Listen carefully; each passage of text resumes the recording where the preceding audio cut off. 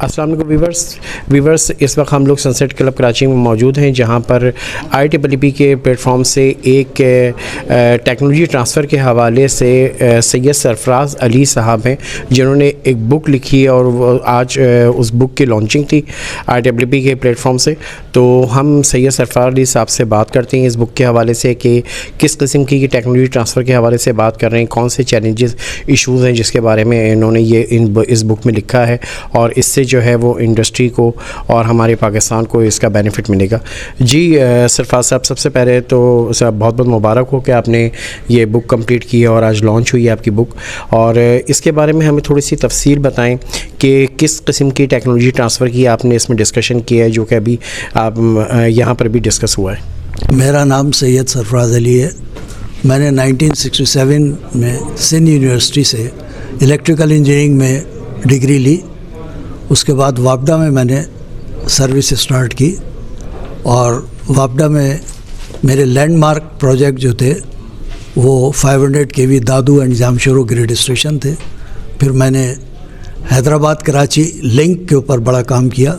74 में मैंने para link बनाया, फिर 90s में मैंने दूसरा लिंक बनाया, और अल्टीमेटली मैंने 220 kV के ऊपर जामशोरो से KDA 30 तक ये काम किया। फिर मैं थर के अंदर मैंने 3 बड़े स्टेशन बनाए। आप नाम सुनकर भी आपको हैरत होगी। छाछरो ग्रिड मैंने बनाया, डीपलो ग्रिड मैंने बनाया, इस्लाम कोट ग्रिड मैंने बनाया। वहाँ तक बिजली मैंने पहुँचाई, और शायद इन्हीं खिदमात का नतीजा था कि सऊदी गवर्नमेंट ने मुझे अपनी रिक्वेस्ट के ऊपर मुझे लेकर गए कि हमें वहाँ पे नॉर्दर्न एरिया में एक्सटेंशन करनी है। और फिर मैंने सऊदी अरब में जाके नॉर्दर्न एरिया में एक्सटेंशन की। मुझे बड़ा फ़ख्र है और बड़ा मुझे इस बात के ऊपर मैं अपने आप को महसूस करता हूँ कि मैंने मदीना मुनव्वरा में 8.5 साल काम किया, और मदीना मुनव्वरा का डबल रिंग मैंने बनाया, और वहाँ के पावर हाउस को, मदीना मुनव्वरा के पावर हाउस को बंद करके उसको बाहर से बिजली देने का, आपको हैरत होगी, हम यम्बो, जद्दा और रियाद से बिजली लेकर आएँ ताकि मदीना मुनव्वरा में कोई शोर ना हो।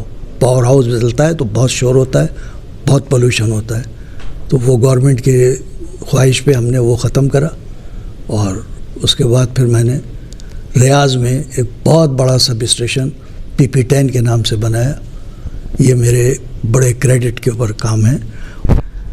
देखिए, इस किताब के अंदर मैंने किसी एक टेक्नोलॉजी की बात नहीं की, बल्कि मैंने सारी इंडस्ट्री इंक्लूडिंग इलेक्ट्रिकल इंडस्ट्री, मैंने ये कोशिश की है कि ये चीज़ बताई जाए कि जब तक आप बाहर की टेक्नोलॉजी जो हम लाते हैं उसका सही तरीके से अपने इंडस्ट्री में इस्तेमाल ना कर सकें। शौक़ से हम कह देते हैं जनाब हम सुजुकी मोटर हमने बनानी शुरू कर दी, लेकिन 25 साल के बाद भी सुजुकी मोटर अब भी कम्प्लीटली नॉकडाउन कंडीशन में बाहर से आ रही है, और हमने पाकिस्तान का उसमें कोई पार्ट उसके अंदर अभी शामिल नहीं किए। इसी तरह और दूसरी इंडस्ट्रीज़ की आप बात कर लें तो इसके लिए मैंने ये कोशिश की है कि बजाय इसके कि आप अपनी खामियां ही देखें, मैंने ये कोशिश की कि इस किताब में उन मुल्कों का जिक्र करूं जिन्होंने इस टेक्नोलॉजी ट्रांसफ़र से कामयाबी हासिल की। और उसमें सबसे बड़ी मिसाल जापान की है, साउथ कोरिया की है, मलेशिया की है, सिंगापुर की है।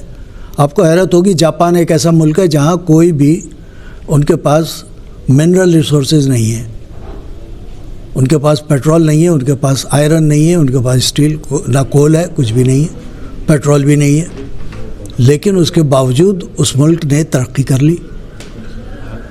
इसी तरह साउथ कोरिया का भी यही हाल है।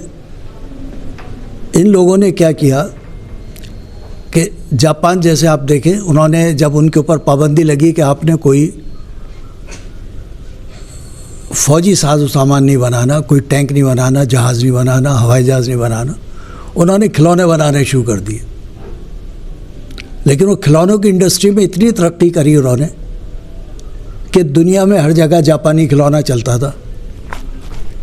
चाहे उसके लिए वो टीन, जो पेप्सी का और कोका कोला का डब्बा होता था, वो पुराने डब्बे ले जाते थे और उसको पलट के और उसके बाद वो उससे खिलौने बनाते थे और फिर अपना रंग करके अपने स्टैम्प लगा के बेचते थे। और आहिस्ता आहिस्ता करते करते उन्होंने फिर ये सोचा कि ये जो बड़ी कारें अमेरिका में बनती हैं, क्रिसलर, कैडिलक, एमजी, उन्होंने कहा इतनी बड़ी कार की क्या ज़रूरत है, हमारे पास तो पेट्रोल भी नहीं है। So they started making small cars. वो सुजुकी ले आए मार्केट में और उसमें पेट्रोल भी कम खर्च होता है और वो कार भी छोटी है और वो उसने पूरी वर्ल्ड को कवर कर लिया। हर मुल्क जो ये चाहता था कि भाई उसका पेट्रोल कंजम्पशन कम हो, वो सारे के सारे ममालिक इन छोटी कारों के पीछे दौड़ गए। जापान ने, कोरिया ने भी यही हरकत की। आप अगर कोरिया का टोयोटा का इंजन देखें, एग्जैक्टली वो शेवरलेट की कॉपी है। उन्होंने सिर्फ क्या किया कि शेवरलेट के इंजन को रिड्यूस कर लिया।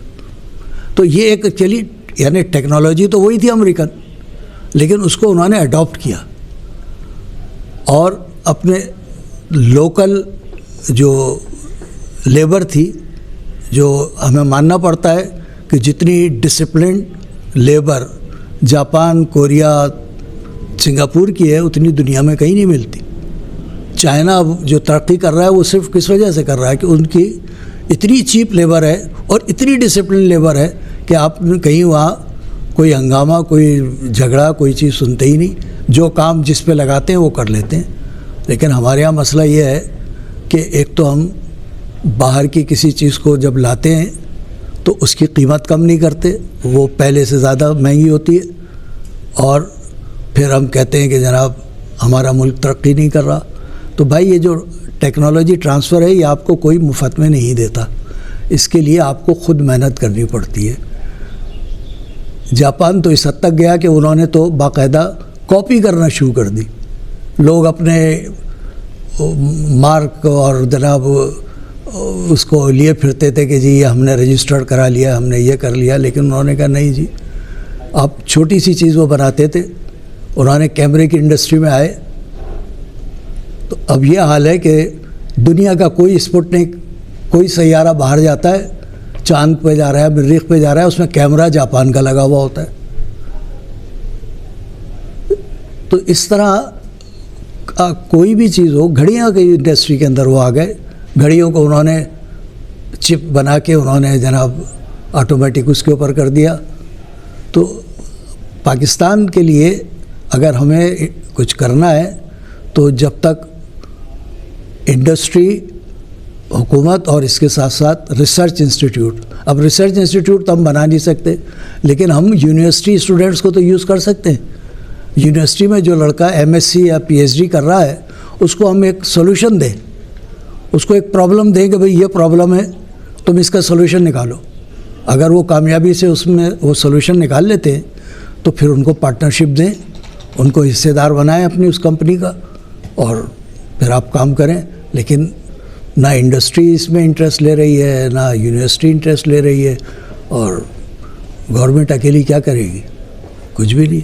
कोशिश की है कि इस किताब के अंदर शिकायतन नहीं बल्कि एक तरीक़े से समझाने की कोशिश की है कि किस तरह से हम अपने मुल्क को इस टेक्नोलॉजी ट्रांसफ़र से तरक्की दे सकते हैं।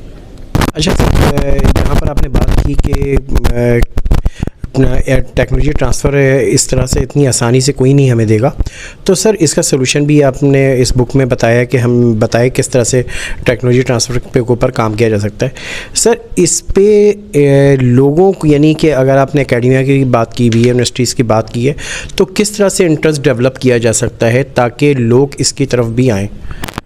भाई ये तो वही बात है जब लोग सवाल करते हैं जी आप, पाकिस्तान ने हमारे लिए क्या किया।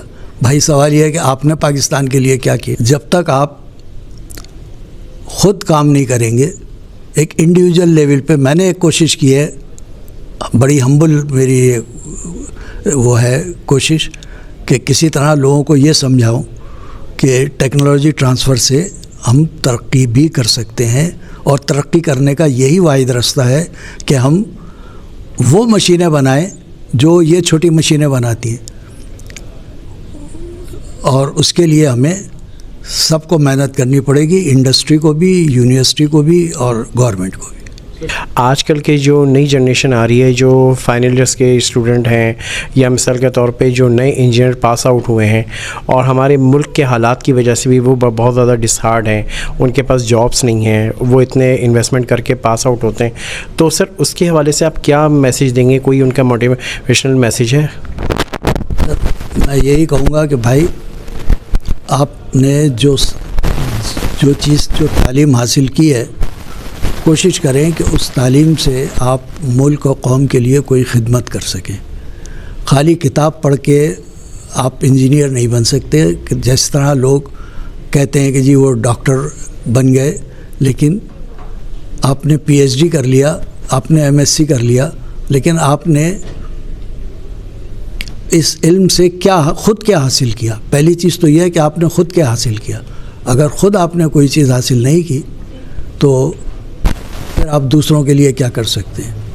तो पहली कोशिश ये है कि आप जो भी इल्म हासिल करें उसको सही मानों में इस्तेमाल करने का भी सोचें, और उसके लिए आपको किताबें पढ़नी पड़ेंगी, उसके लिए आपको उन मुल्कों का मुताला करना पड़ेगा जहाँ पे जिन्होंने तरक्की की, आपने उन लोगों से मिलना पड़ेगा जिन्होंने तरक्की की, या हम जैसे बूढ़े इंजीनियर जो अब हम आपको पढ़ाने की कोशिश कर रहे हैं कि ये चीज़ें आपको किताबों में नहीं मिलेंगी, ये चीज़ें आपको हम जैसे तजर्बेकार लोगों के तजर्बात जो हमने लिखे हैं और जो इस तरह की किताबों में पेश किए जा रहे हैं, उनको पढ़ें, उन पर भी अमल करने की कोशिश करें।